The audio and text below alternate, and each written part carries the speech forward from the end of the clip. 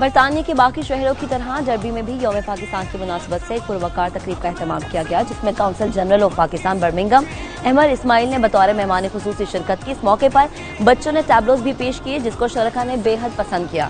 اس کا مزید احوال عابد کاظمی کی رپورٹ میں ملاحظہ کیجیے۔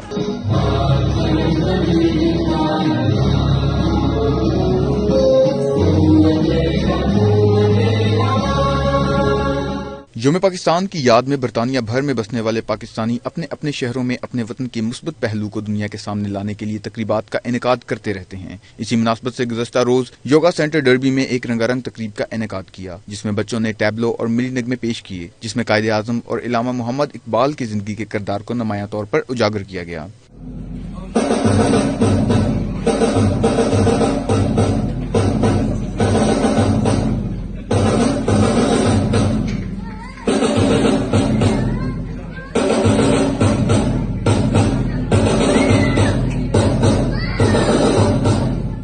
Council general of Pakistan Birmingham احمر اسماعیل جب ڈربی پہنچے تو بچوں نے پھولوں کے گلدستے پیش کیے۔ تقریب کا آغاز تلاوت قرآن پاک سے ہوا۔ اس موقع پر کونسل جنرل نے خطاب کرتے ہوئے کہا کہ برطانیہ میں مقیم پاکستانی پاکستان کے سفیر ہیں اور انہی کی وجہ سے پاکستان کا مثبت پہلو دنیا کے سامنے پہنچ رہا ہے۔ ان کا مزید کہنا تھا کہ قومی دن کے موقع پر وہ عہد کرتے ہیں کہ جب تک کشمیریوں کو ان کا بنیادی حق خود ارادیت نہیں مل جاتا، اس وقت تک ہم ان کا ساتھ دیتے رہیں گے۔ اس موقع پر کونسل جنرل احمر اسماعیل، مولانا فضل احمد قادری، ملک طاہر سلیم اور دیگر کا کہنا تھا کہ وہ یوم پاکستان کے موقع پر تجدید عہد کرتے ہیں کہ وہ ایک صحت مند قوم بن کر روشن پاکستان کے لیے کسی بھی قربانی سے گریز نہیں کریں گے۔ بڑی تعداد میں پاکستانی کمیونٹی کے ممبرز ہمارے ساتھ شامل ہیں اور ساتھ ہی یوگا سینٹر کا بھی افتتاح ہوا ہے، جہاں پہ انہوں نے یہ بھی میسج ہے ہمارا کہ صحت ہمارے لیے اتنی ہی امپورٹنٹ ہے جتنی روزمرہ کے دیگر کام ہمارے لیے امپورٹنٹ ہوتے ہیں۔